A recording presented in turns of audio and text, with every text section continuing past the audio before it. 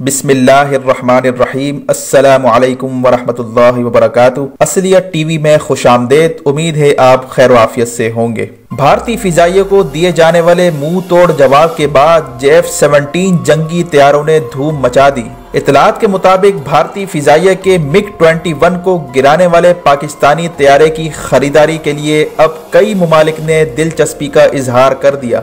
तफसीलात के मुताबिक पाकिस्तान और दोस्त मुल्क चीन की जानिब से मुश्तरका तौर पर तैयार किए जाने वाले जंगी तैयारे F-17 ने दुनिया भर में धूम मचा कर रख दी है। मजीद डिस्कस करने से पहले हमारे चैनल को सब्सक्राइब कीजिए और बेल आइकन पर क्लिक करें ताकि हर आने वाली वीडियो का नोटिफिकेशन आपको बर वक्त मिल सके। भारतीय फिजाइये को दिए जाने वाले मुंह तोड़ जवाब के बाद F-17 थंडर जंगी तैयारों की मांग में अचानक जबरदस्त इजाफा हुआ है। इस हवाले से बताया गया है कि 10 मुमालिक की एयरक्राफ्ट इंडस्ट्री पाकिस्तान और चीन की जानिब से मुश्तरका तौर पर तैयार किए जाने वाले कम कीमत और जदीद F-17 थंडर जंगी तैयारे को खरीदने के लिए गहरी दिलचस्पी रखती है। जराये की जानिब से बताया गया है कि इन मुमालिक की जानिब से F-17 थंडर जंगी तैयारों की खरीदारी के लिए पाकिस्तान से फौरी राब्ता किया गया है। इससे कबल भी म्यांमार, नाइजीरिया F-17 थंडर जंगी तैयारे खरीद चुके हैं, जबकि आजरबाईजान, मिस्र, मलेशिया और दीगर मुमालिक भी F-17 थंडर खरीदना चाहते हैं। इस हवाले से इन मुमालिक और पाकिस्तान के दरमियान मामला तय किए जा रहे हैं।